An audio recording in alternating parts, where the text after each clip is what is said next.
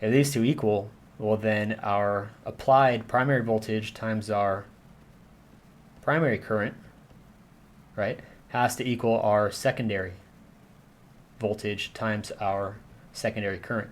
Now we know, depending on this ratio of this transformer here, so let's call this N1 to N2, or we could say NP to NS, whichever you're most familiar with. We know that depending on this ratio, our voltage and our current, they're going to be different on the secondary side, right? That's the whole purpose of a transformer. We're either stepping up or stepping down the voltage.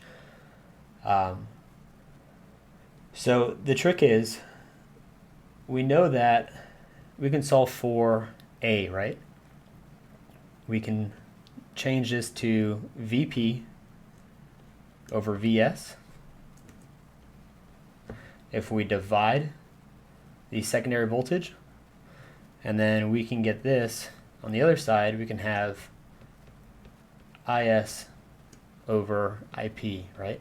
So essentially all we did is we went from having our P in equals P out to separating the voltage terms on one side and the current terms on another side. And then this, of course, is going to equal to our transformer ratio A. And when we look back up at the number of turns, N1, N2, an easy way to remember how they relate is your primary turns and your primary voltage. They're always going to have the same relationship as the secondary number of turns and the secondary voltage. So we can expand this just to say A equals our transform ratio. N1 over N2, that's our primary turns over our secondary turns, which equals VP over VS, which equals IS over IP. So you'll notice for the volts, we've got the primary on top, secondary on bottom, just like with the number of turns, the primary number of turns on top, secondary number of turns on the bottom, and then the current is where it's going to be swapped, right? It's going to have that inverse relationship according to P equals VI. So this is kind of just one of the easy ways to remember this formula. A lot of times people will confuse this. For some reason, a lot of times everyone is okay with A equals N1 over N2 equals VP over VS. But a lot of times people want to continue that pattern because we're used to seeing patterns. And they want to write IP over IS, which of course is not correct. So the trick here is just remembering that your current relationships between your primary and secondary are going to be inversely related compared to your voltage and your number of turns on the primary to secondary. Pretty straightforward. So let's draw a transformer as a one-line diagram. And we'll say we're working in the MEP world. So let's just go ahead and say we'll say it's a three-phase transformer that's going to step down 480 volts from, say, a main distribution panel. So this would be our MDP. And that's going to step that down to, say, a three-phase 208 volt lighting panel. We'll also say that this transformer is rated for 75 kVA. Who can tell me, and we didn't cover it up here just yet, how to do this, but who can tell me what the secondary current is, but I want to know the full load current, or what's the maximum secondary current that transformer would be rated for? Any ideas? So remember the last session we said there's two formulas we always want to go back to. The first is Ohm's law, V equals to IZ. And the second is apparent power equals IV. VI conjugate. So out of these two equations right here, which one could we use to find that secondary current? Power. Power. Perfect. Okay, so what do we got on top? You have S Okay. over V. What's that? S over V? Okay, so looking at this three-phase transformer, what would our power be? Pretty straightforward, right? It's rated for 75 kVA. So that means that transformer is rated for a maximum. It's rated to deliver a maximum power of 75 kVA. So then, what would we have on bottom? Is this a single phase or three-phase formula? Single. Single phase. Okay, perfect. So what do we got to do to get? Is this three-phase or is this single phase? 3-phase. Three-phase. Great. How do you know? Because you said. Because it's a three-phase rated transformer, right? You would never expect to see your single-phase rating on a three-phase nameplate rate. It would make no sense. So how do we go from here to our three-phase? Multiply by 3. Okay, multiply by 3. Mm-hmm. And that's So dealing divide by 3 over down there. divided by 3. Are we sure? So let me ask you this. Since this is a three-phase transformer, this 480 and this 208, are those line to line or phase voltages? Line to line. How can you tell? Trick question. You said it right earlier. 3-phase. Because three-phase transformer. Perfect. Okay. So can we use this exactly, or do we need to change one more thing? In other words, can we use VP equals 480 volts? We can use the voltage line and line current formulas too. Great. So another way we can rewrite this, instead of using phase values, we want to use we can use the magnitude three-phase power. I use the square root 3, right? VL IL. Okay. So using this, we can solve for a current, right? So if we use our secondary voltage here and our three-phase power rating, then that's going to give us our secondary current, right? And since this is the maximum rating of that transformer, 75 kVA, we know that that's going to solve for our maximum current. So down here, we're going to have square root 3 times 480 volts. Everyone agree? Beautiful. For secondary current? Yes. Oh, correct. Thank you. So we're gonna have 208 volts here. All right, who's got a calculator handy? Let me know what you get for that secondary full load amps.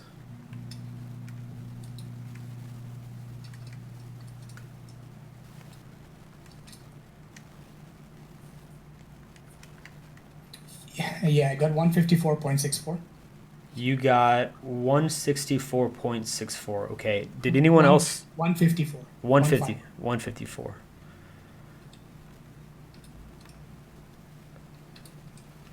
I got 208. I got. I know. 208.179. I did too. Saurabh, you want to double check your? Yeah. Do you have 10 to the 3 for your KVA? Yeah, I'm doing 75,000 over root 3 multiplied by 208. Yeah, okay. Yeah. It's got it now. 208.1. Right. Okay. So I'm going to redraw this. So now we know that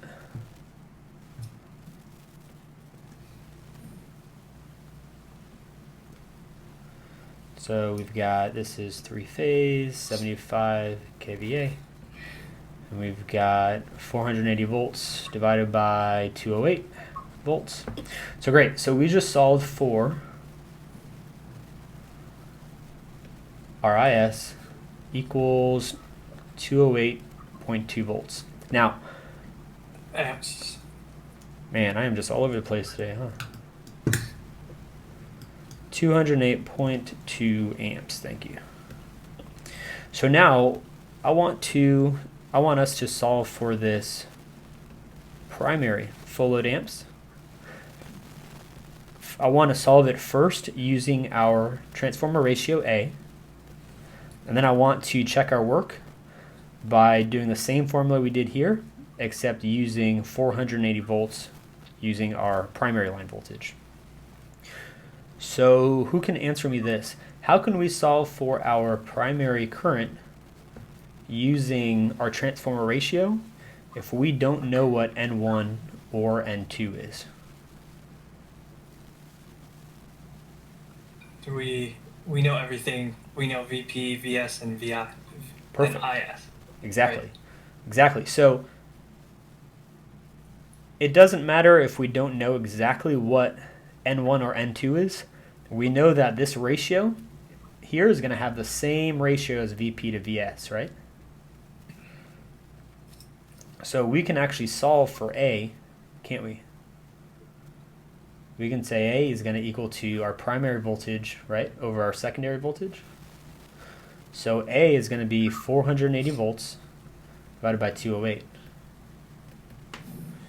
And that's going to be, shout it out when you got it. Let's make sure we're doing it right together. 2.3. 2.3. Yep. I'm going to go 2.31. 1. Yeah, let's just run it one more time. Okay, so we want to solve for this primary. So that would be the same as dividing IS by A, right? So if we say VP over VS equals IS over IP, then we can solve for IP to equal VP over VS, that's our A, divided by IS, right? So we're going to take this A and divide by IS. So we'll do 2.31 divided by our IS is 208.2 amps.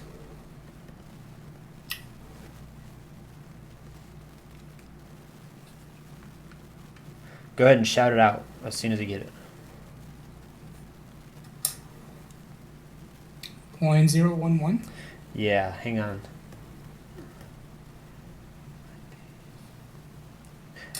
Okay, so we have to divide IS by A. So hit the inverse on that real quick. And I'll show you what we did wrong. Let me know if you got 90.22 amps. Yeah, I think I had that earlier. 90.22.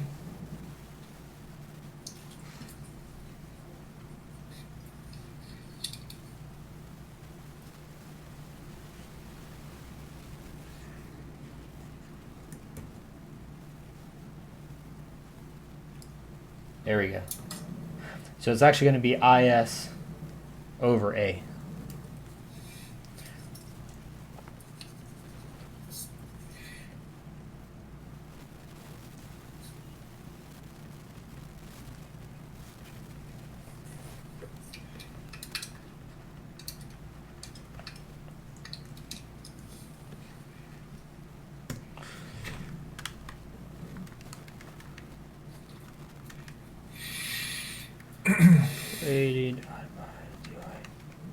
Okay, perfect. All right, now we want to verify it. We're going to pretend that this is an ideal transformer. So we're going to pretend that power in equals power out. So let's go ahead and solve for IAP using our three-phase apparent power formula. So we're going to do it just like we did over here. So who can help me? What do we have on top and what do we have on bottom?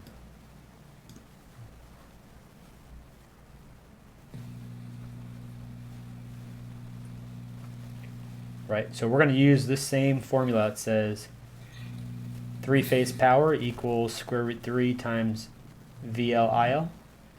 So if we're solving for IL, which in this case would be our primary current, what would we have on top? You'll have your S value on top. Yeah, exactly. So what's our S value? Your S is 75. 75 kVA, great. Yeah. And then what do we have on the bottom? Your line voltage, which is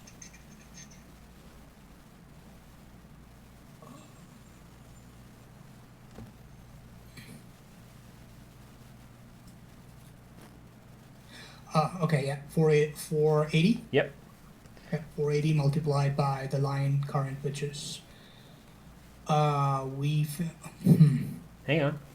So we're solving, let's look at what we did over here. So to solve for this secondary current right here, right? To solve for secondary current, we had our S divided by the square root 3 times the voltage at that current level, right? Since this was our secondary current, we used our secondary voltage. So over here we've got our S on top. We've got the voltage at the current we're trying to find, and since we're trying to find the primary current, we used 480. So that means we're only missing one more thing. We're missing the square root of 3, right? Mm-hmm. Everyone get that?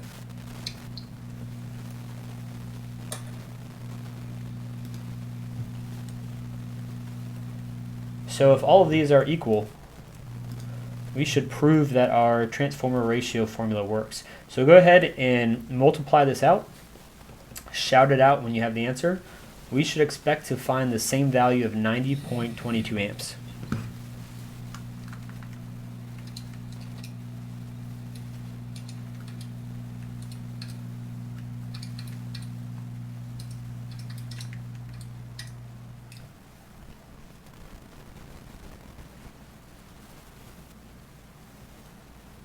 I got the same. Everybody got the same? Jonathan, you got the same too? Okay, so how about this? Let's say this transformer, let's say the primary winding was 200 turns. Could we find the number of secondary windings? Yes. How would we do that? Using the formula up there, so that would be N1, Uh-huh. and then Divided we by? could either we could use the voltages, so it would be N1. Moving that over, N1 divided by N1 times secondary voltage. Uh-huh. divided by N1 times secondary voltage? How about this? We'll just write it down how it looks. yeah. How about that? So we're looking for, so we got our N1, we have everything else. Yeah. All right. So we want to find N2. N2 would equal N1 divided by VP over VS. How does that look? Sure. So if our N1 is going to be 200 turns, we would have 200 divided by, really this is A, isn't it? That's our same A ratio. So 200 divided by 480 divided by 208. So go ahead, shout it out when you got it. 86.67. Let me see. Yep. 86.67. Trick question. What's the unit on this? Nothing. Why not? It's a ratio. Perfect. Everyone get that? Everyone good with that?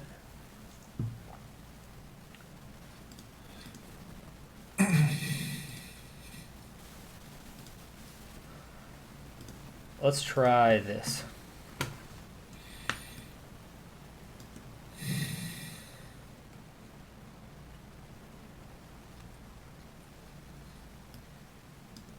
So let's say this is a single phase transformer.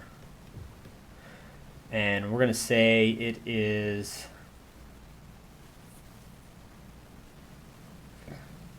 let's say 120 volts to, we'll say 50 volts. Let's say we've got a really strange device that runs off 50 volts AC. Okay. And since this is such a low voltage, we don't expect it to pull much power. We'll say this transformer is rated for, let's say 1 kVA. So we'll say S equals 1 kVA. Okay. Someone tell me how we can find our transformer ratio.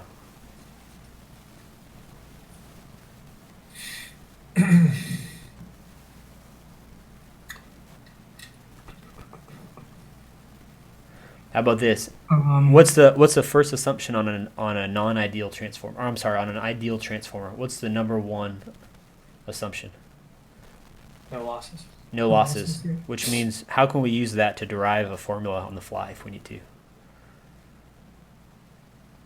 If we have no losses, that means what?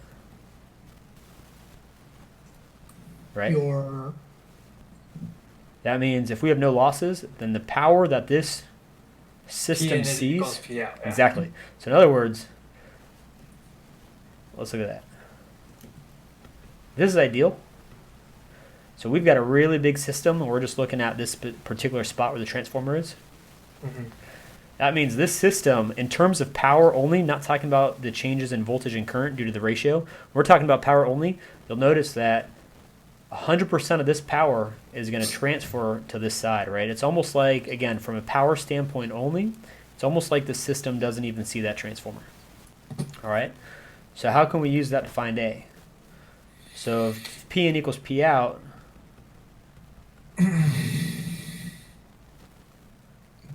then that has to be true, right? How about that? Yeah. Okay. Should be okay. And the reason why I'm presenting it to you guys like this is because what I don't want you to do is I don't want you to memorize. Trying to memorize is a losing strategy because you don't have if it's just hard. There's so much to memorize. You know what I mean? The trick is learning little things like this to where you go, man, how do I find that A? How do I find that ratio? It's like, well, I know it's ideal. I know my power in has to equal my power out. And I know my windings have the same relationship as my voltage. Okay, so this would be, what's our primary voltage? 120. What's our secondary voltage? 50. Great. Okay, who can tell me what the transformer ratio is? 2.4. 2.4. What's the unit? no units. How about this? What direction, according to what we know right here, not looking at this drawing, what direction is my current flowing in? Our current is flowing...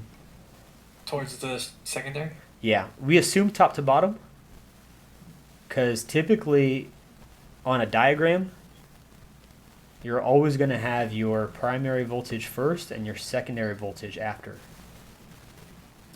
How about this? Let's take that same transformer. Would there be anything wrong with flipping it upside down? And so, say here's our service. This is 120 volts, and we were connecting it to a load. Would there be anything wrong with flipping it upside down so now we have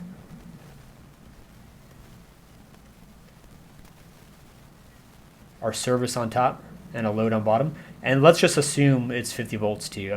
That's not the question I'm going for. But how about this? What would our transformer ratio be now? Different. Yeah, 50 over 120. 50 over 120, perfect. How about this?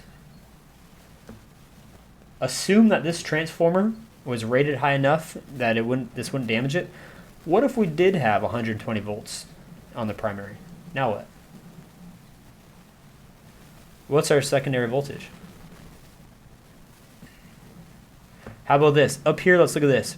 What's our primary voltage at this bus? It's 120, right? 120. What's our primary voltage that our transformer is rated for? 120. All right. 120. Our secondary voltage rating is 50. We assume this is a ideal transformer. So what would we have as the voltage on this bus right here? It'd be 50 volts, right? 50. So now we flip this transformer upside down. So now we've got 120 volts applying directly on our new primary voltage of 50. So what do we expect this secondary voltage to be? How about this? Let's look right up here. So transformers, so before I said if you ever get into a jam, always look at Ohm's law and three-phase power formulas. Anytime you're dealing with transformers, almost everything can be derived from this relationship here. So let's just go ahead. I'm going to write that down, and we're going to see what kind of relationships stand out. Okay. How about this? We're not dealing with current, right? Right now we're only talking about voltage. Mhm. We know what our A value is, right? Right? So let's just rewrite this as A equals to VP over VS. Does everyone agree with that? Kind of like what we did up here? In other words, Yeah. no different than what we solved for A here. So how about this? We know our actual A value. Couldn't we solve for our secondary voltage what the actual voltage would be at this bus? Mm. Because remember, we're dealing with, is this one over here, when we use it in this fashion, is this a step up or step down? Step down. Beautiful. Perfect. How about when we flip it around, is this a step up or step down? Steps up. Step up. Step up. So we expect this 120, we expect that to be higher on VS, right? We expect, since this is a step up configuration, Mm-hmm. we expect this 120 to be stepped up by some factor, right? Oh, I see. Perfect. You see where I'm going with this? Mm-hmm. When you think of it in these ways, it's really simple. But if you just try to crunch the numbers, if you try to like just grind through a bunch of practice problems without looking at why, it's kind of confusing. So let's look at this. I'm going to rewrite and solve for VS, okay? Because that's what we're interested in finding. So let's just say VS equals to VP divided by A. How about that? So I'm going to go ahead, let's just plug in what's our primary voltage? Not on the transformer, what's our true primary voltage?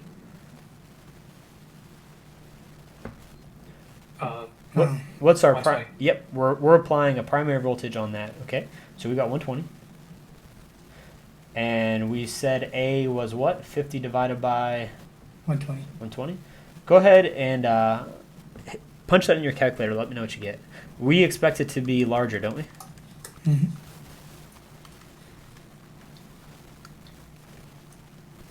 288. 288. Let me see. 50 divided by 120. 288. Perfect. Okay.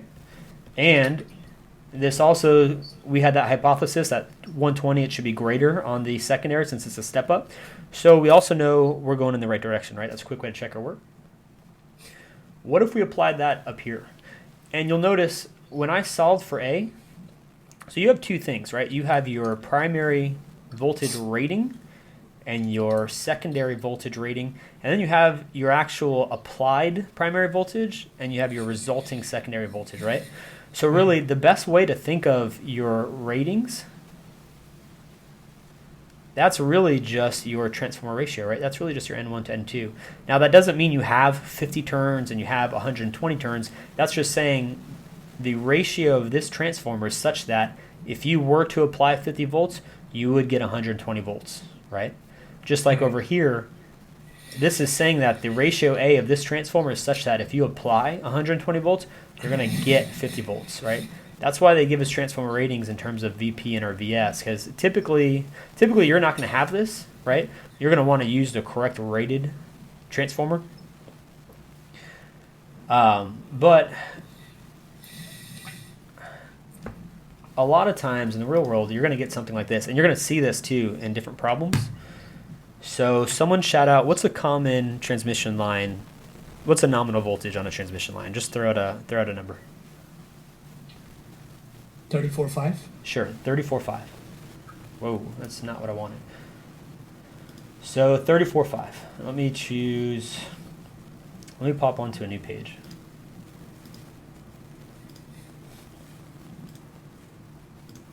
By the way, were those notes, if you guys got a chance to look at them, were they clear to read? That's actually the first time I exported that. Yeah, Jonathan says yes. Okay, so what was that voltage, Sarab? 34.5? 34.5 kV. Yep. kV, okay. Now, in the real world, so this is a nominal voltage, right? In the real world, are we likely to have 34.5 0.000 kV? No, right? This is another great example of ideal versus non-ideal. However, our 34 kV transformers, they're rated in terms of 34.5, aren't they? So let's say we had a brand new, we got a brand new McDonald's just installed. Everyone's ready to get their Big Macs.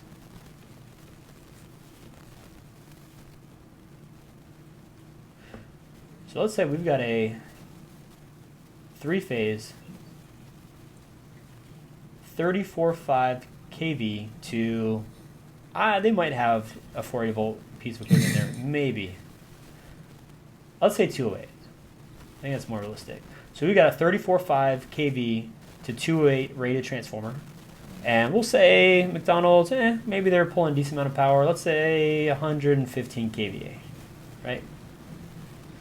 Makes it a little smaller. So we've got our pole.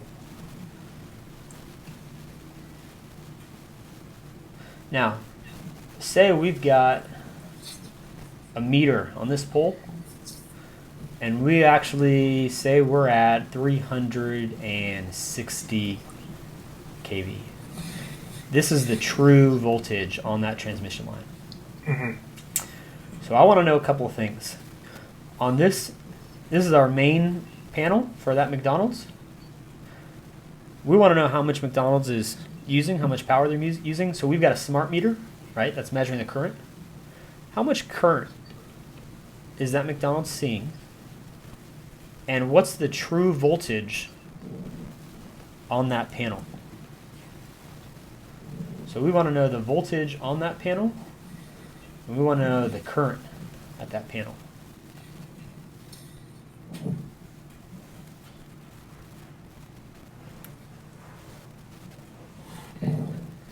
And I'll start you off. Remember, non-ideal transformer, what's the number one formula we always go back to if we're unsure?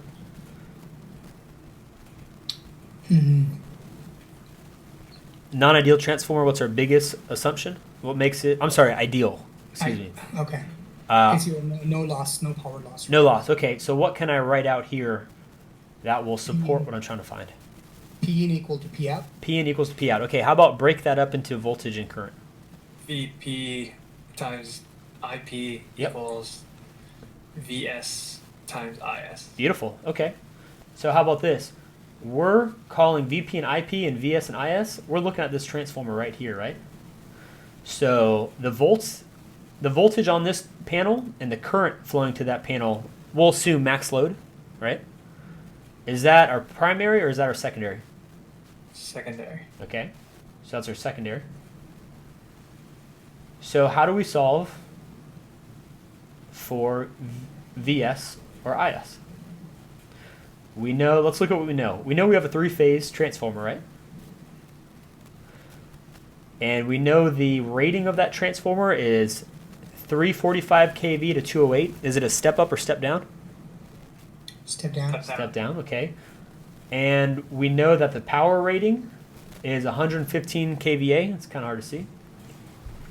So we know S equals 115 kVA. What else do we know? What's the voltage on that line? VP equals 360 kV. Sure, okay. So how can I solve for our secondary voltage or our secondary current? The How about this? What information about this transformer can I figure out by knowing the primary and secondary voltage rating?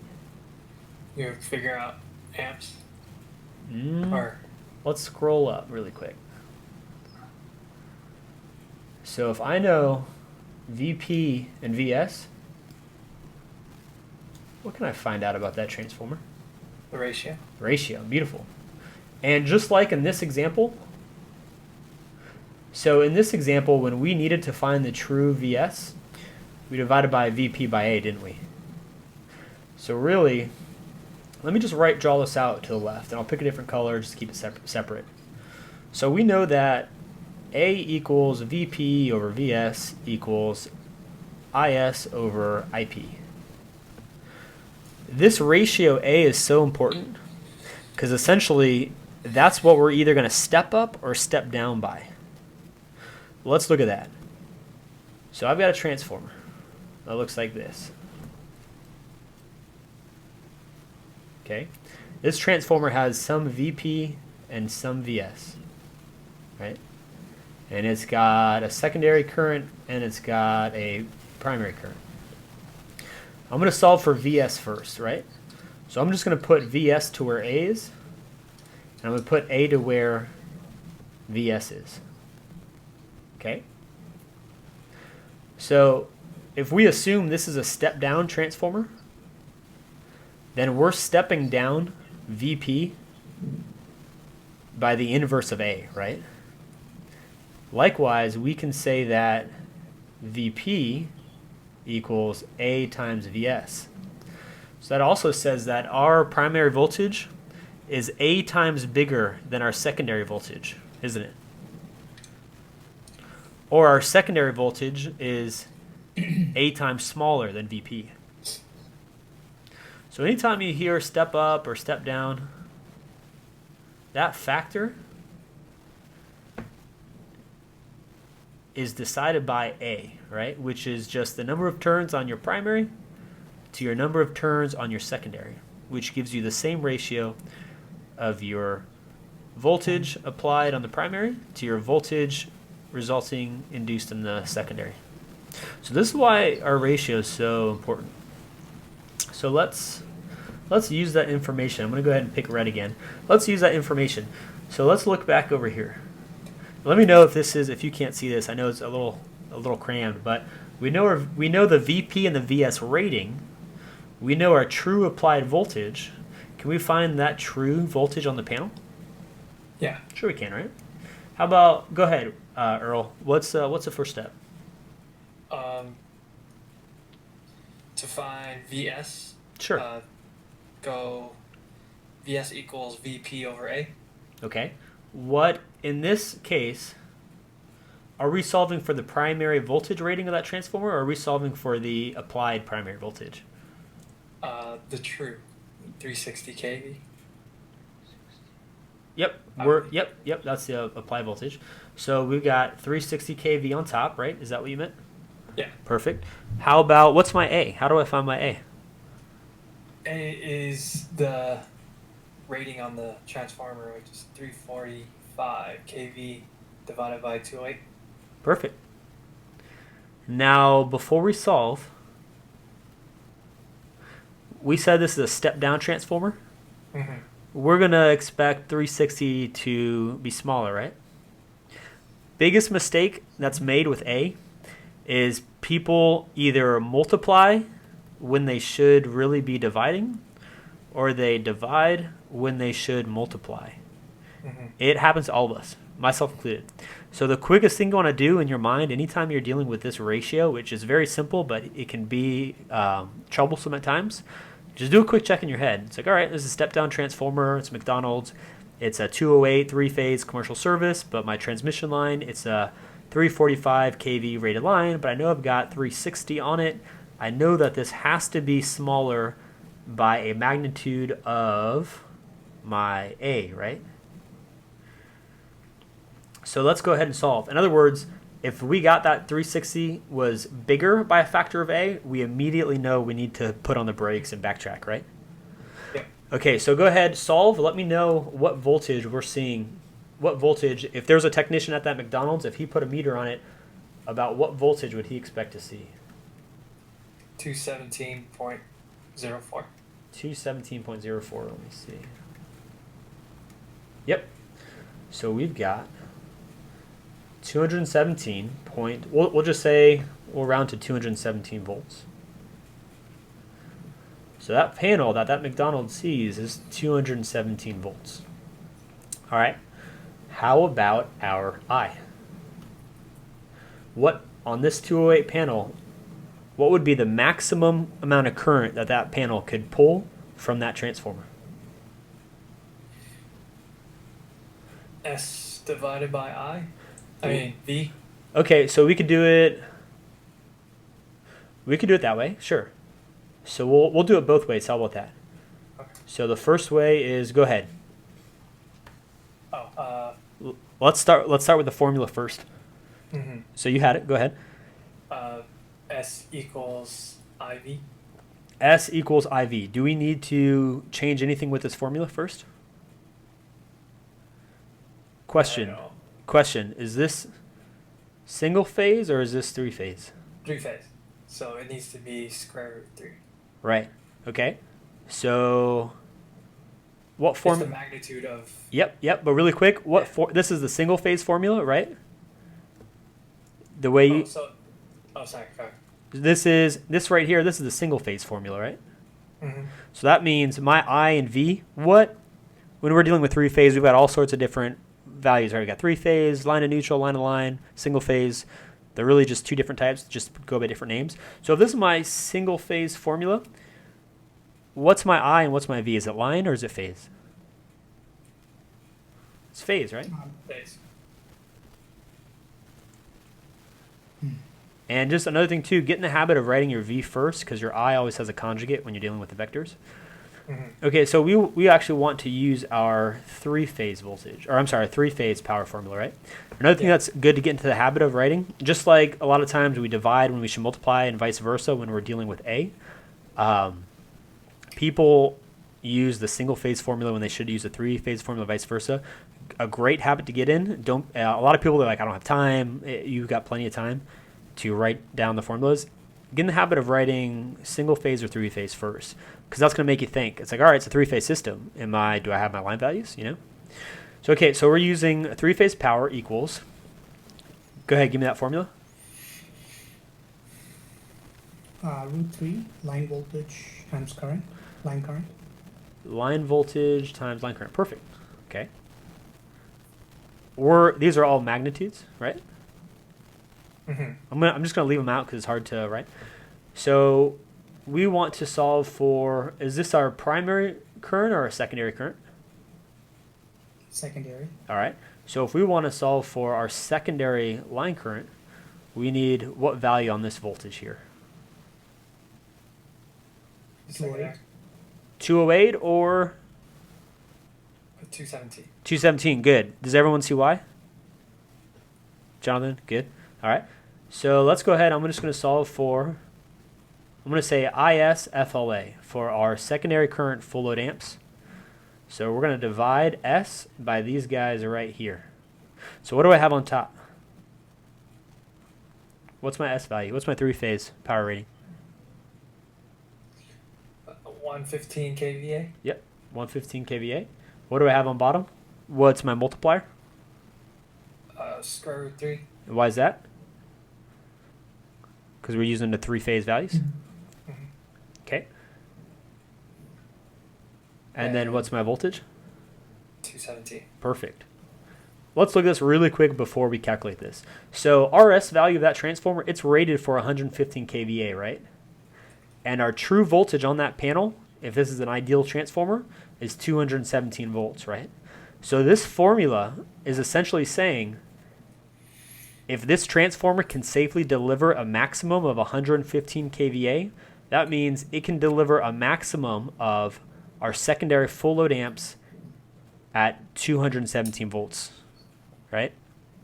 If this voltage was a little higher, if we actually were seeing, or say it was lower, say we were seeing a true 208, we would expect to see a slightly more amount of secondary current, wouldn't we? Okay, go ahead, shout it out. Anyone solve that yet? Let me know what you get. 305.97. Let me check. So 115 kVA divided by square root 3 times 217. Yep, 305.97 amps. Beautiful. Okay. Now let's solve it. How else can we solve it with using what we know from the transformer? And we want to verify that both currents are correct. So let's look up here. How can we solve for that secondary current?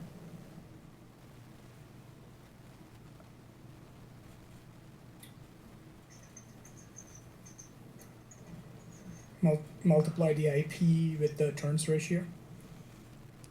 Sure. So help me out. Go ahead and walk me through it. Guide me through it.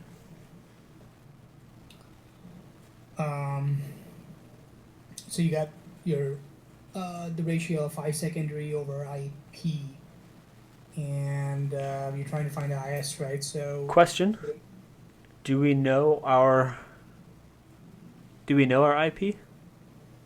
um, No, No, we don't. no. but we can find it. We could find it. Okay, how can we find it? Similar to the other one, 115 kVA. How But about the three. can we yeah, find go can we find it without our power rating? How about this? I'm gonna write something down, and I want to know you guys' thoughts on it. I'm just gonna write A equals VP over VS.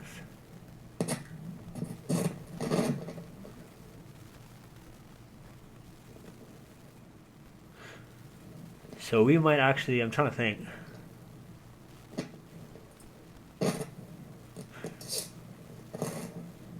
How about this? Let's do this instead. Let's calculate tell me how to calculate that IP now that we know IS. We'll do that instead.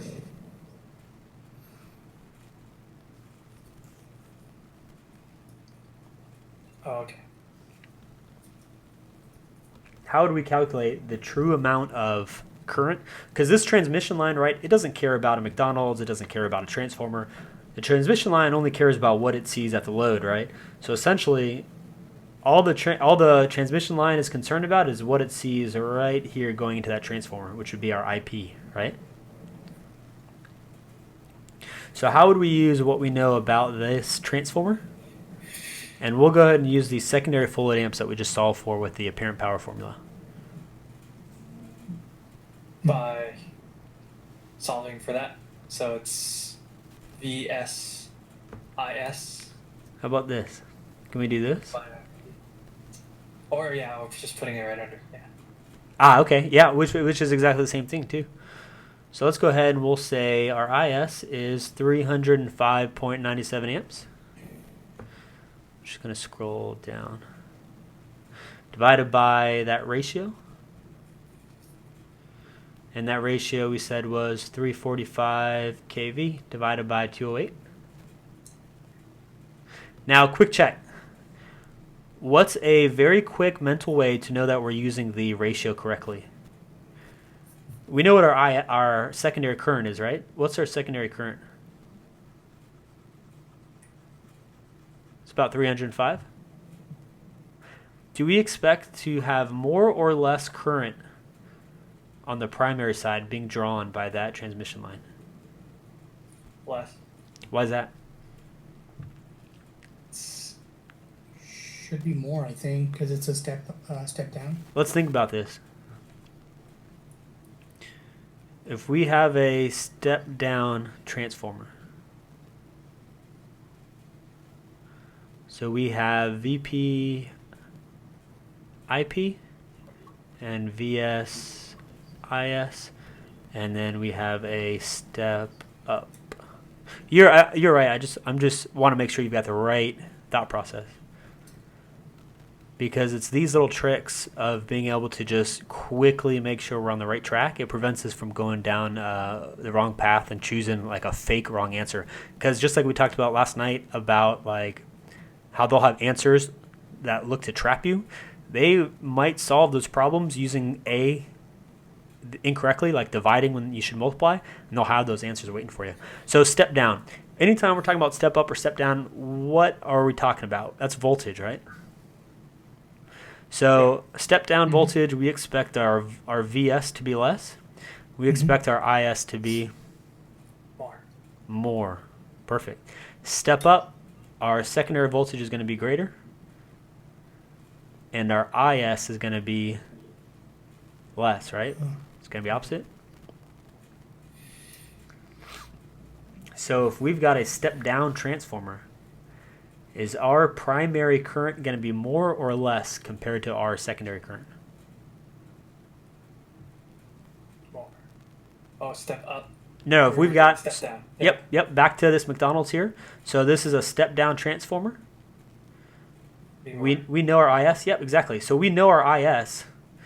We would expect our primary to be less, right? Mm-hmm. Okay, so let's calculate this real quick. Go ahead and shout it out when you get the answer. And we're going to expect to have less current at a factor of A, aren't we? Because we're dividing our IS by A.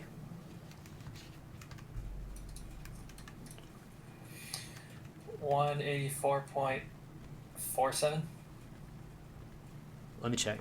So 305.87 amps divided by our A, which is 345 kV, divided by 208. And, whoa. What'd you get? Oh, wait. I'm off by kV. Yeah, me too. Okay, good. Okay. Go ahead, shout it out. 0.844. 0.844?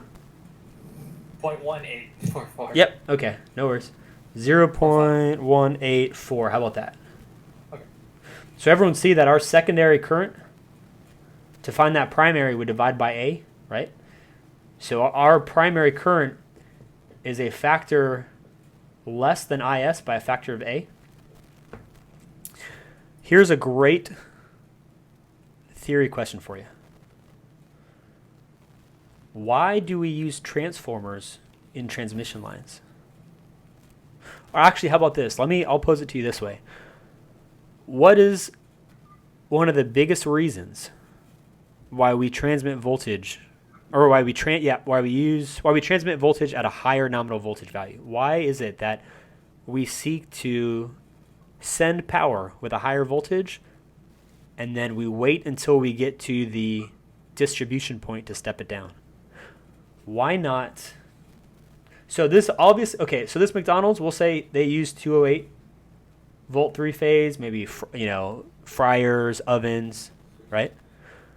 Why not just send to them 208 volts, right? Because we don't build equipment that can handle 345 kV, right? That'd be insane. There's no potato fryer on the planet that would be able to. I mean, it'd be amazing. I'd like to see it. So in that case, why not just bring 208 on the transmission line and connect it directly to the panel and not even worry about this whole mess of ratios? What's the point? Voltage drop. Okay. Reduce losses. Reduce losses, bingo. How about, Jonathan, you want to talk about that? Tell me, go ahead. Power loss, I squared R, you reduce I, you can reduce your power loss. Beautiful. So we talked about this briefly in the voltage drop. Remember, we've got that conductor impedance, ZC.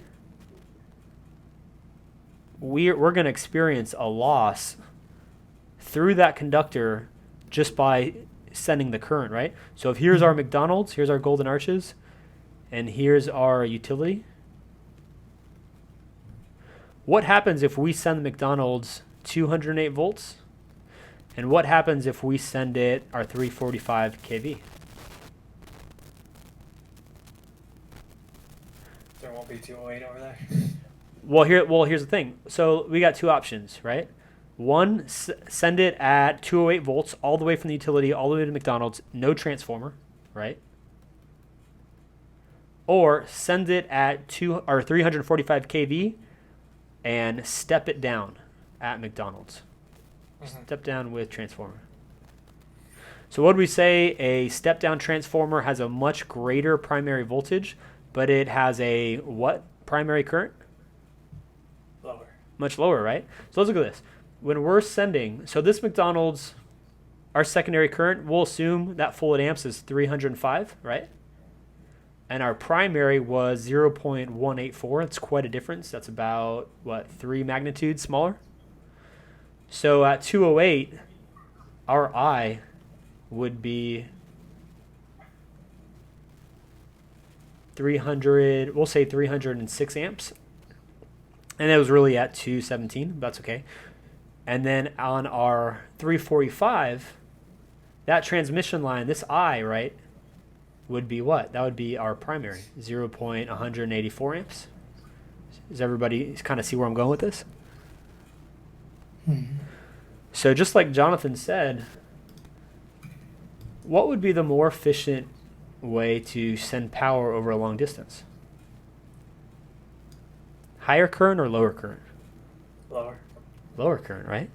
Because look at this. We're going to have, just like when we talked about voltage drop, we've got that plus, I'm going to say VZC for our conductor impedance, right?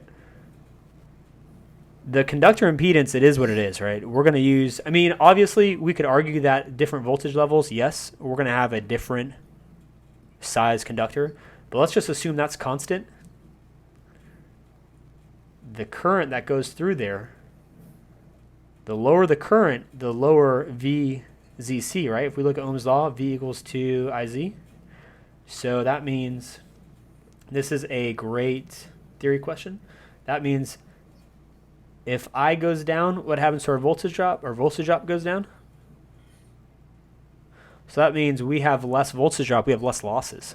It's cheaper. It's all about the money, right? It's all about economic reasons. So that's pretty much the fundamental reason why we use transformers. There's a lot of other reasons too, supplementary reasons, different types of equipment might have different operating voltages, but when we're just talking about transmission and distribution, it's all about the money. So we always want to send at a lower current, and then when we get to the point of distribution, we're going to step down that voltage, and then we're going to give the customer the current that they need. Does that make sense? Totally. Perfect. Okay, let me see.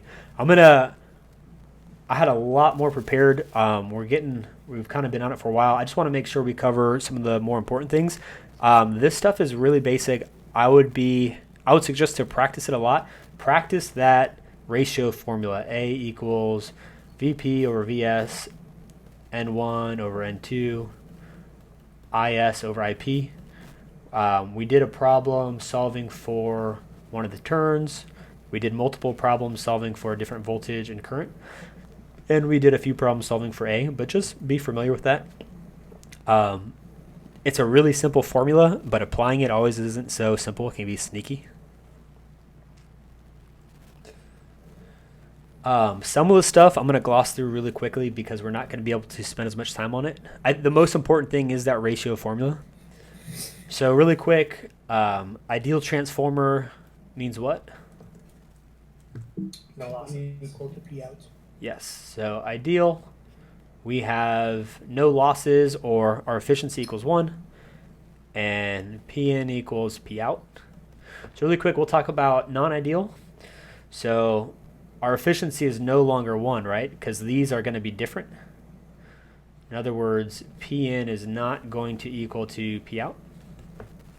So we got a few different types of losses in our transformer. One of the largest is we've got copper losses. Cu stands for copper, and that's our I squared R losses. No different, like Jonathan said, we've got our I squared R losses for this transmission line, I squared R. And that I squared R just comes from the formula that says P equals I squared R. It's essentially losses that are dissipated in heat. As current goes through a resistor, you're going to lose some watts that radiate outwards as heat. So just like that, pretty much any impedance, if we pull a current through it, there's going to be I squared R losses. And then the next is our core losses. There's a few different types. There's eddy currents, hysteresis. But essentially, you've got two main components of a transformer. You've got your iron core, which is usually composed of, if you guys ever seen the inside of a transformer, like the cover off, you know how it just looks like a ton of those tiny laminations? Have you guys seen that? That's your core. And then you're going to have, of course, the main component of a transformer, you're going to have your windings. So let's just say this is a single winding. So your copper losses, your I squared R losses, is going to be a result of that current.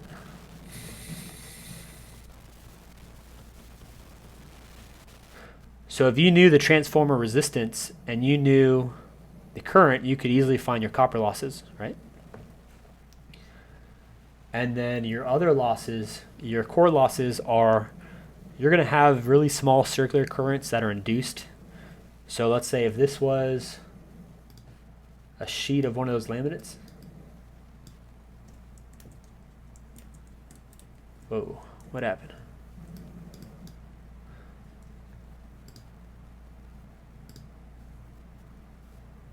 It's kind of weird to see how that kind of got really fuzzy all of a sudden. Huh. Let's draw over here. Whoa. There you go. Aha. Okay. So let's say this was just one of those laminate sheets. You're going to end up having a couple of different things happening. Your losses, circular currents. I want to say those are the eddy currents off the top of my head. And then you have a bunch of stuff that gets lost because of flux. Not 100% of that flux is going to go from VP to VS. And that's also where some of your efficiency will come into play.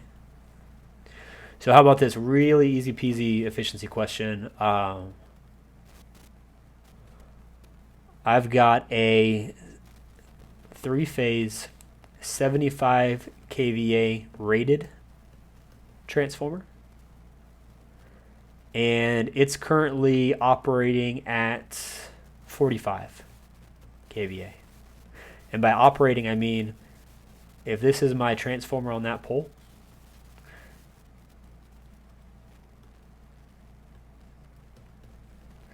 it's drawing. It may be rated for 75 kVA, so it's going to have 75 kVA on the nameplate, meaning it can handle a max load of 75.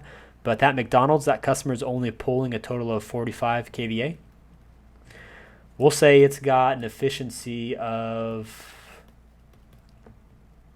we'll say 86%. Someone tell me, if they're pulling 45 kVA from that T-line,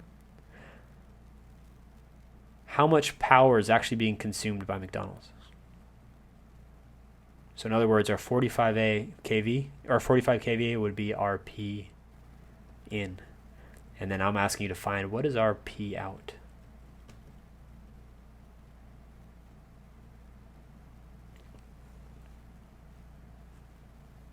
Anyone? Any ideas? You can work as efficiency. So Perfect. 6% is going to be a P out, P in over P out, or P out over P in. Sorry.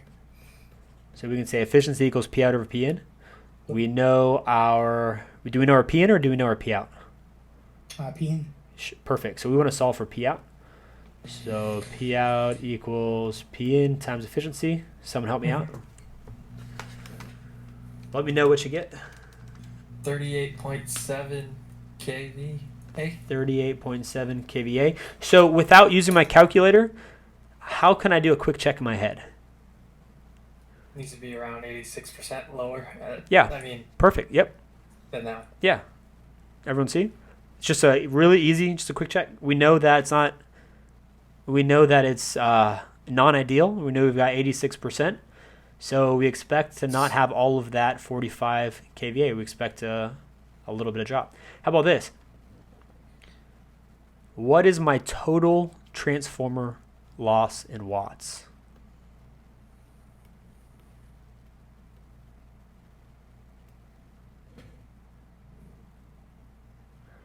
Or a question could say, find the sum of your. I got another one. How about this? Let's say, still working this example, your core loss is 2 kW. We're going to talk about, I'm going to just change these from kVA to kW.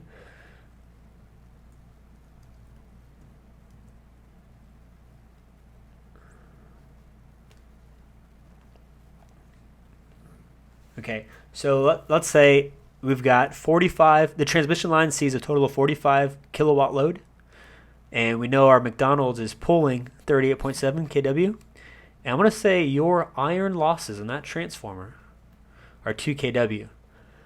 So I'm interested in What are your copper losses?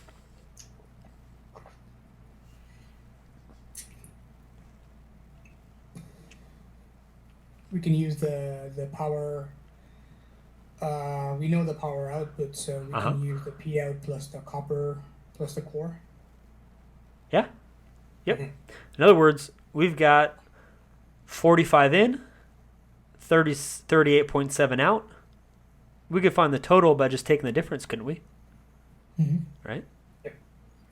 And if we know the total, so we'll just say, okay, our losses have to equal P out minus P in, right? They gotta be going somewhere. So 45 kW minus 38.7 kW. Go ahead. Someone knock that out for me. 6.3. 6.3 kW. All right. And now we know our iron is 2 kW, so all we have left is our copper, right? Yep. Minus. How's that? Looks good. When we're dealing with efficiency problems, be ready and prepared on the exam to either be given efficiency or given your losses. You know, the problem could come from just about any angle. All right. I'm not going to talk a whole lot about non-ideal circuits because we would be here for a very long time. And I would suggest when you study, it sounds like you guys would benefit more from the basics. These equivalent circuits, they're more in the kind of advanced categories. And remember, the PE exam, it's not hard because every question is hard. It's hard because it's such a wide variety of questions. And most of the questions are actually quite simple. So it'd be good to look over these a little bit, but don't get too hung up on having to solve problems. Really quick, I'm just going to talk about what each of the elements are. There's so many different ways to model a transformer. And remember, just like synchronous machines and induction machines, this circuit doesn't exist in real life, right? This is just a model on a piece of paper. Does everyone understand that? And essentially, it's just a way that we can relate all of the actual physical characteristics of that transformer to how it behaves electrically. So yes, the transformer absolutely does have a resistance. It absolutely does have a reactance. But this circuit is just essentially a very, very, very simplified model. So it's one of those things like what's that saying? Don't confuse the forest for the trees. So really quick, this is the no load model. You'll notice that our secondary windings are open. When our secondary windings are open, we've got minor currents circulating in those windings, but essentially IS equals 0, doesn't it? Because that's an open circuit.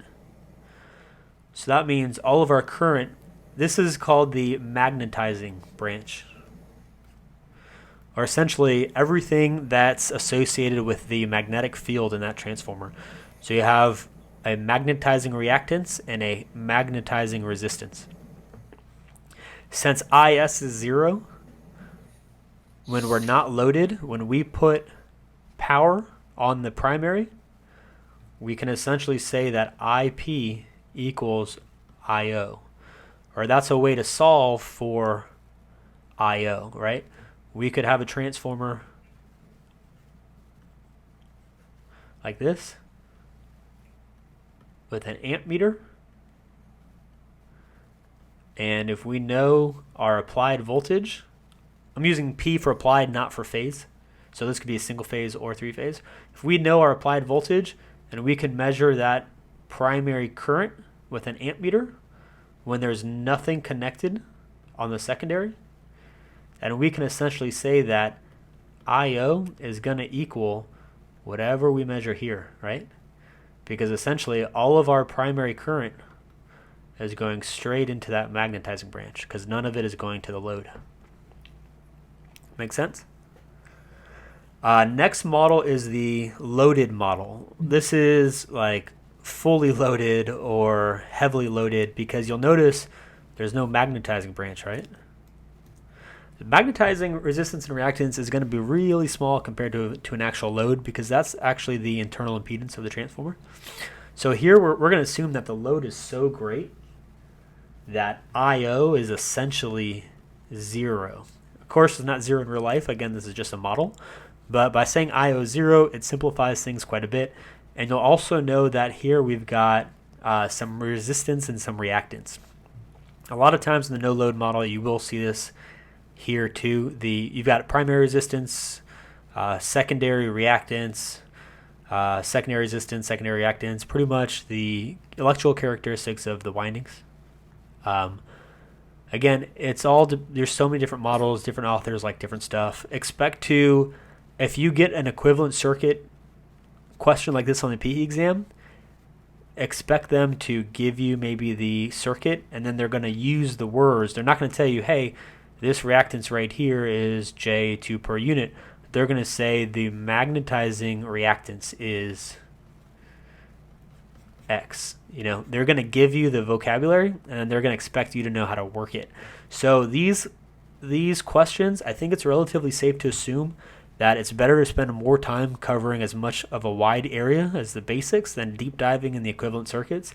But just be familiar with the vocabulary. If you know the vocabulary, you should be able to solve it using just straightforward circuit analysis.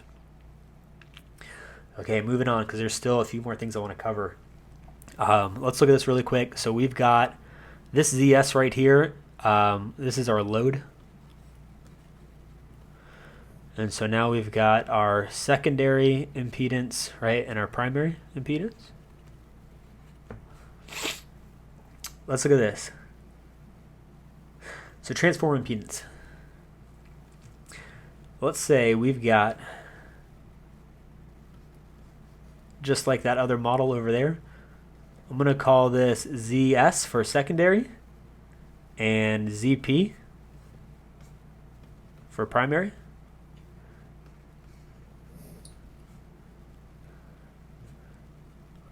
Occasionally, depending on the model and depending on what you're doing, or really just what the question is going to ask, if you see something that says, find the total impedance referred to the primary side,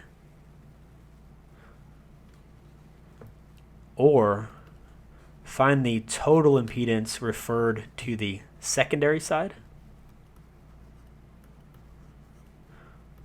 or you might hear something like, find the equivalent total impedance seen only from the primary side or seen only from the secondary side. What they're saying is model it such that we're only looking at one terminal. Because remember, we've got a ratio here, right? RA, our N1 to N2. That's going to change the current. And when our current changes, so does our voltage drop, right? So sometimes it's beneficial to look at all of the impedance on one side or the other. So this formula right here, if we had time, I'd derive it, but honestly, just memorize it. This is one time when it's not a big deal. Just know to look for it. Write it down. Write something that just says like referred impedance or something. So we can solve for two ways. We know that ZP we can say is A squared ZS, or ZS equals ZP over A squared. So just how our transformer ratio A is going to be a factor in either stepping up or stepping down both our voltage and current, depending if it's a step up or step down, our A is also going to be a factor in how we refer our impedance. So essentially, if this is a ZP, and that's just some R plus JX, we'll call that primary.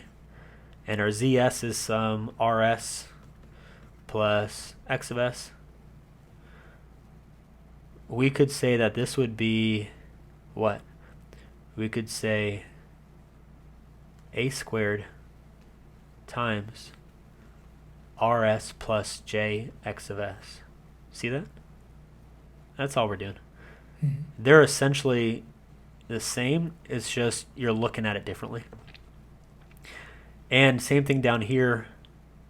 And the trick to know if you're in a hurry and if you don't want to spend too much time on this, because this is a really detailed problem, you're always going to be multiplying that A by the impedance that you're moving, right?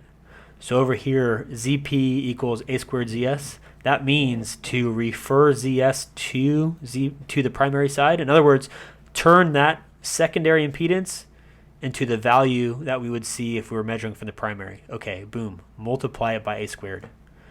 That's kind of the easy way to look at it. Some people, if they're not familiar with this, they might go, oh, well, ZS equals ZP over A squared. Maybe I need to divide by ZP if I'm on the primary. Don't think of it in terms of that. Just think of it, okay, I need to move it to the primary side. So that means ZS, in order to get it to equal to ZP, I just have to multiply by A squared. Just like down here, if we want to move that primary impedance ZP to our secondary side, we look up here, we say, okay, Z secondary, I want to divide, right? I want to go from primary to secondary. So I need to divide that value by A squared. So we would just have ZP divided by A squared. And really what you're going to have is, if we were just going to combine that, those are in series, aren't they? So we could add them up to have just one equivalent impedance. I'm going to call that Z total. We'll call it Z total secondary. Okay? So Z total secondary would just be RP plus J XP divided by A squared plus RS plus J X of S. So literally all we would do is we would just add the real and add the imaginary. So we would have RP over A squared plus RS plus J XP over A squared plus X of S. Does everyone see that? You work it just like a standard complex analysis. Is everyone good on this? Can I move on? It's really straightforward. Just make sure you make a note somewhere in your transformer notes for this equation. You can derive it. It's actually pretty involved. It does come from that A equals VP over VS equals IS over IP using Ohm's law. If V equals to IZ, then VP would equal to IPIZ, and likewise for IS. Okay. What else? Short circuit test. I'm going to cover this really quickly. Most important thing, you've got a short circuit test and an open short circuit test. Most important thing is you want to know what it's used for. So biggest thing short circuit test is used for is for the percent impedance. So this essentially just says short circuit test. Okay, that implies that we're shorting our secondary terminals. And we want to apply a voltage on the primary winding, and we're going to increase it, and we're going to stop when this current is going to equal to our secondary rated full load amps. So we've actually got an amp meter here, and we're going to stop as soon as I equals our secondary full load amp. So we talked about how to find that already, right? So now our formula says percent impedance is VP applied when I secondary equals FLA, our full load amps, divided by our primary rated. So let's just say, this was a 480 volt to 208 volt transformer, right? That would be our A. Really quick, would this be a step up or step down transformer? If this was our A, would this be a step up or step down? Step down. Step down, perfect. How can you tell? You got 480 on the primary, 480 on the secondary. Yep, we got less voltage on the bottom. So we know we're going from a higher voltage to a lower voltage. So essentially, if we wanted to find our percent impedance, so I'm just going to say this was a 75 kVA rated transformer. We could find that secondary full load amps by doing the familiar 75 kVA divided by square root 3 times 208. I'm just going to do this really quick. That would give us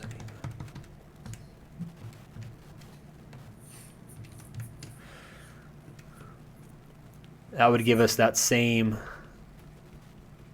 That's the same example we did last time. I must like those numbers. 208.2 volt or 2 amps. I did it again. So used to seeing 208 being voltage. So essentially, if we wanted to calculate our percent impedance, say we needed a total of 50 volts AC, that resulted in measuring 208.2 amps. We would find our percent impedance by saying that applied voltage divided by the actual rated voltage, which is 480. So that would give us a percent impedance of 10.4%. So essentially, short circuit tests is always when we're going to be we're primarily using it to find our percent impedance. They do this at the factory. Anytime they build a new transformer, every transformer comes out just a little bit different, especially the really big ones, and they've got computer models to where they get them pretty close. When they say they're going to build a 5.4% impedance transformer, they usually get it, but they don't know the exact, and even in real life, they don't know the exact impedance until they actually test it. All right, and this stuff is basically, once you know everything else, you can calculate your magnetizing reactance, your resistance, and all that good stuff. Next, the open circuit test. Remember when we said that open circuit, essentially our IP is going to equal to IO because IS is more or less going to be 0. So same thing there. We've got an amp meter now on our primary side,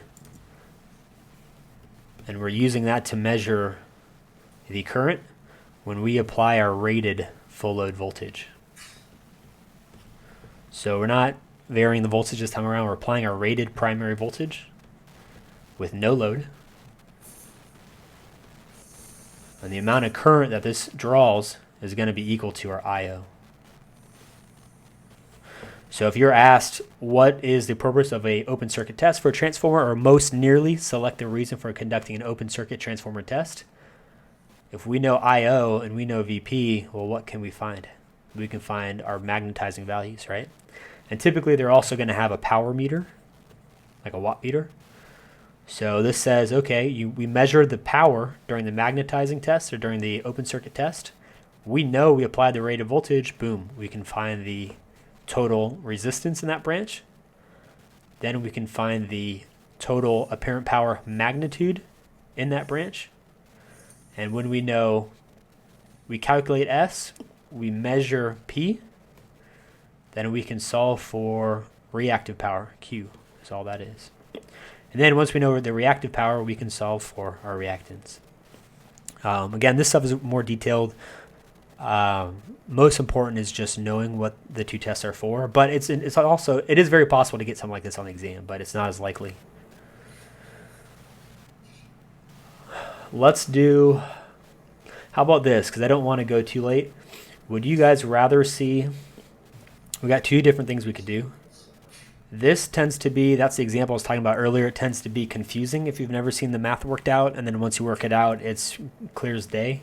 We could talk about that, or we could draw up, we could talk about using single-phase transformers for three-phase transformers, and how three-phase transformers are actually connected internally, and how that changes the power rating and the voltage. It's up to you.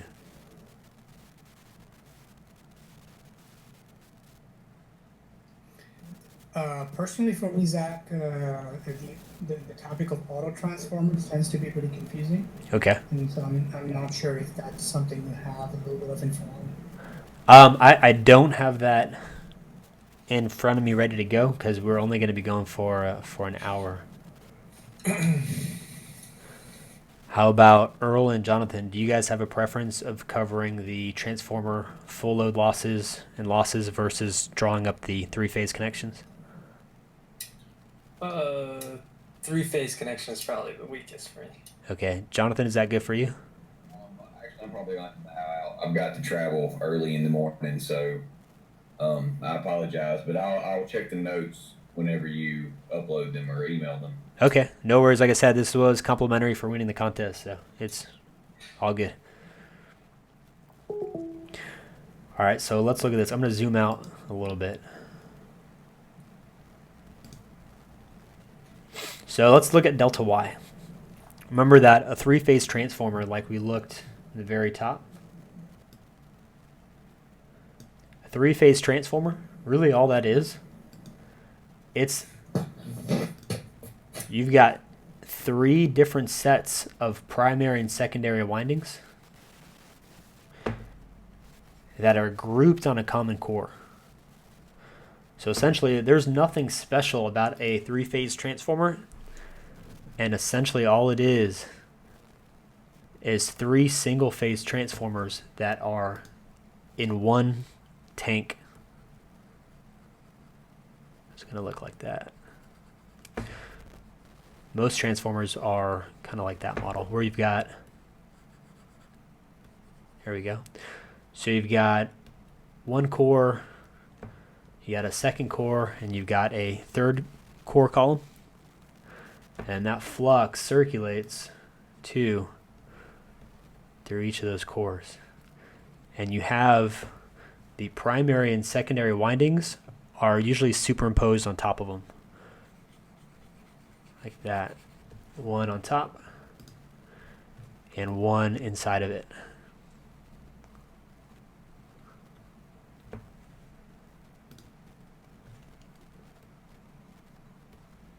So, say I have, and really quick, another cool thing too is every now and then in the industry, you'll see three physically separated transformers that are literally connected exactly in the way we're going to describe.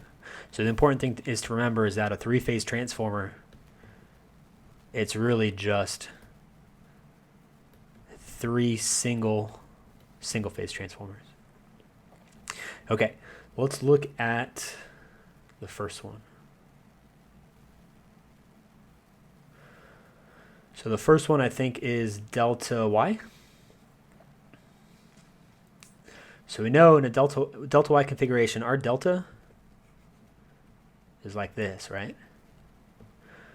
So in order to do that, we're going to have these two are going to be joined here. And then these two are going to be joined here.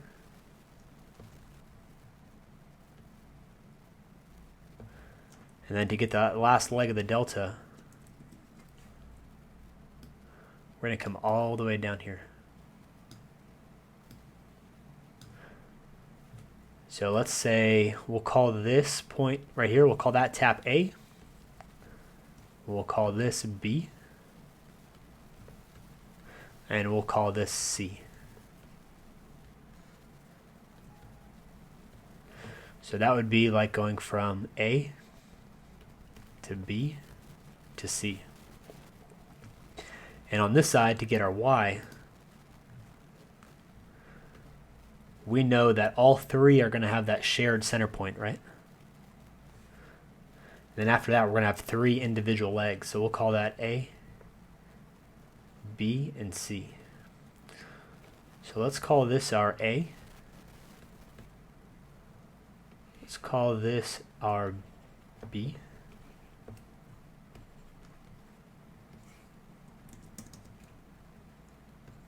And let's call this one our C. Okay, so we've got A, we've got B, we've got C. All we need to do is join them together, right, in the center.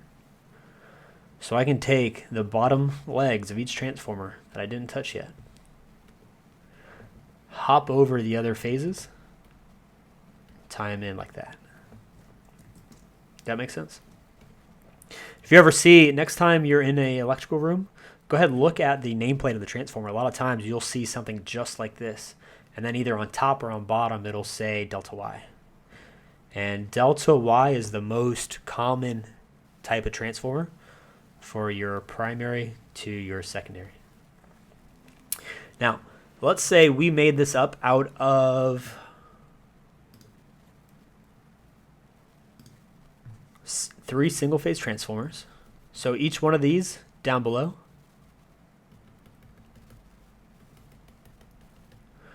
this is 10 kVA, and they're going to be 480 to 208. We'll stick with that example. Okay. So each one of these is going to have remember, since they're single phase, so this would be plus 480 volts minus plus,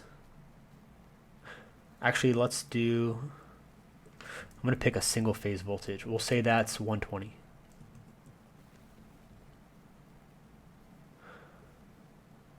And let's say this is, that's fine, we'll leave that as 480. Let's say plus 120.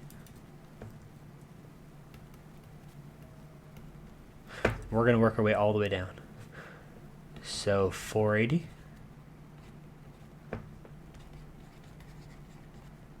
And 120.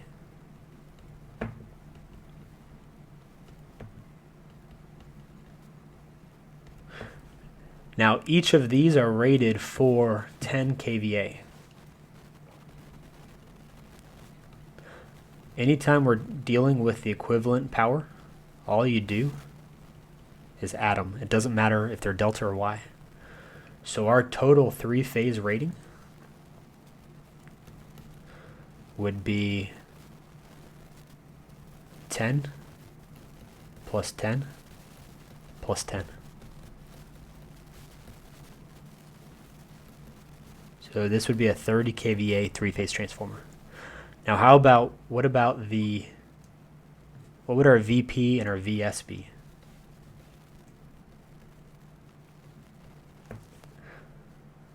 I'm going to have you guys help me with that. So look at this. See this 480 plus minus all the way down? Because these are single phase transformers. Where would I find that on my delta? Let's look at the delta diagram since we're used to seeing this the most. Where would my 480 volt be on this? On the phase, A to B. Yeah, exactly. What's my voltage from B to C? 40. 480. All right, what about the polarity? Where's my plus, where's my minus? Your plus is at the B and minus at the C. Sure, okay. So tell me, what's my primary voltage rating of this transformer? Of my three-phase equivalent transformer? 480. 480, right? Perfect.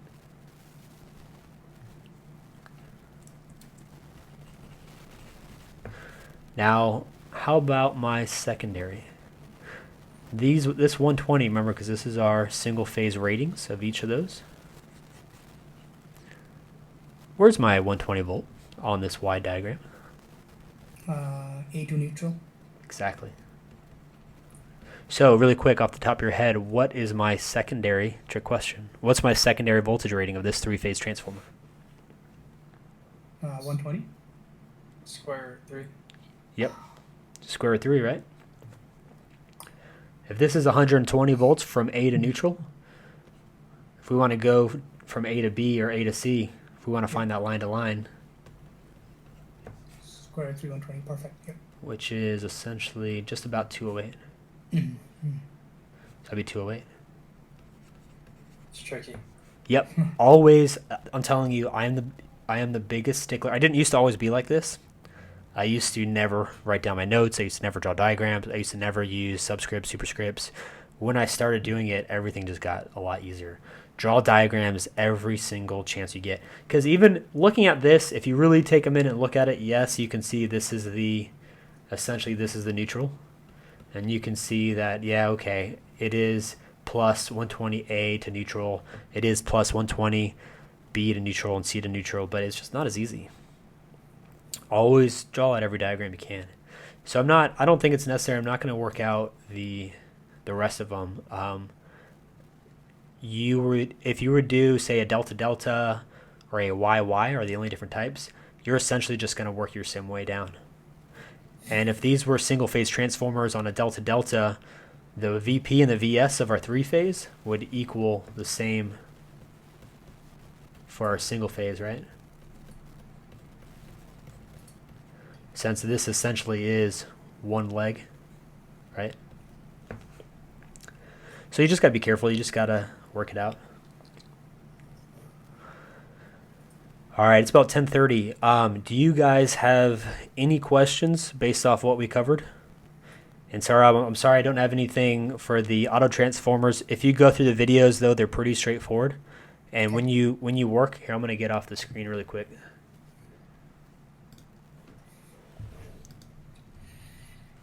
I would say just work through them, and if you have any trouble in the videos, just shoot me a quick email. I'll be happy to help you. Okay. Yeah, it's just that the auto transformer is just a bit tricky on some of the equations, and it's it's not when it comes to the practical application. I personally don't have a lot of experience looking and dealing with auto transformers, so but I'll go through your notes and your videos, and hopefully that'll make it a bit clearer. How about this? Can you tell me what is an advantage of using an auto transformer over a standard transformer? Yeah, no, It's okay.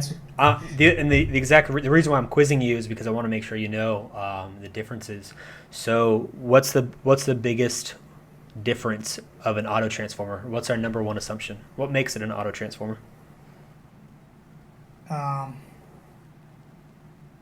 The operation, I guess, or Single coil, right? single. Okay. Here, let's look at this.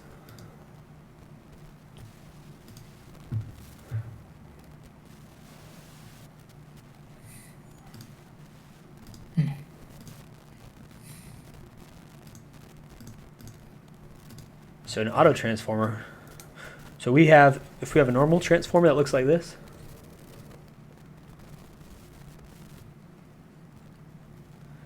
Auto transformer is going to look like this.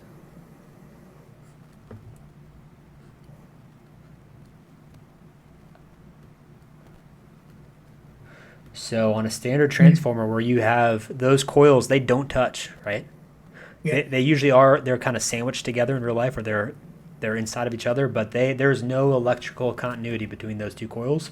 The only thing transferring voltage and current is our electromagnetic induction, right? Mm-hmm. It's our field.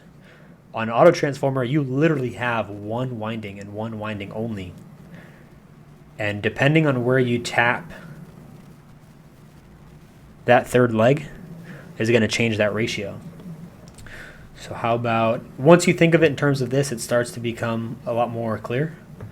And then what I want you to do is maybe tomorrow on your own time, look at the problems that deal with turning a single phase transformer into an auto transformer. Essentially, you stack one coil on top of the other.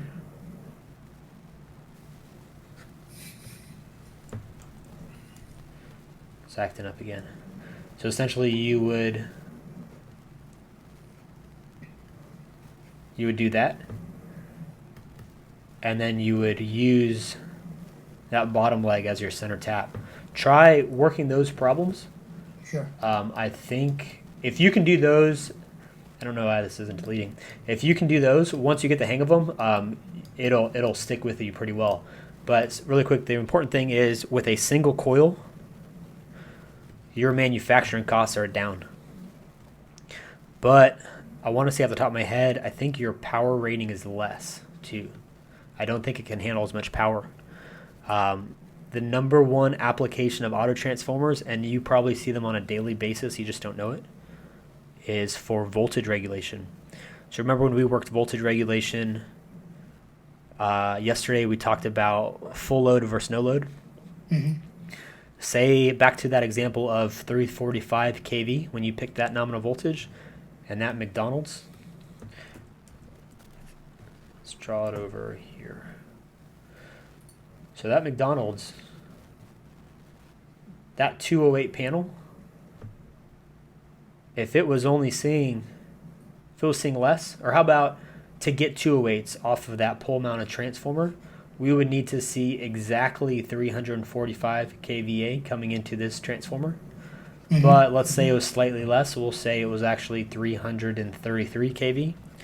What they use auto transformers is after a really long transmission line run, we're going to expect that voltage. It does not want to cooperate. We're going to expect that voltage to be low, right, when we get over here because of that, those I squared R losses through that conductor impedance, just like those voltage drop formulas we worked. So what auto transformers do is they'll put them at the very end of really long runs, And even for a single line or even two lines, you're going to have that shared point. And all it's going to do, you're going to bump up that voltage just enough to get you to where you need to be. So auto transformers are great for improving your voltage drop and your voltage regulation. They help to improve both of those. You'll see them a lot. They look different than pole mounted transformers. You typically see 3 in a row. You either see them on a cross arm like this every now and then, or the way I see them around here is they're like pole mounted transformers, but maybe about 3 times larger. You'll see it. It's a much bigger round cylinder, and you'll see you'll see 3 poles in a row. You'll see these on there, and each pole will tap a different phase of that line, like that. And you'll notice that you'd have to look at them really close to see it, but this would be a shared common node right here. That would be your common. And then your top line from that transmission line that it's improving the voltage on, you'd have it going in to one tap, and then it would go out the other. Does that make sense? Yeah, that's great illustration.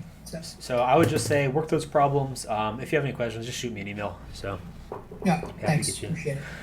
All right, it's about just hit 10:30. We'll sign off, and then I'll send you guys these notes too. I am recording this session, so I'm gonna try to get that up shortly too. I've got some editing to do on the last one too, but we'll get to it. So, all right, I will see you guys tomorrow at the same time. All right. Thank you. Thanks. Bye. Good night.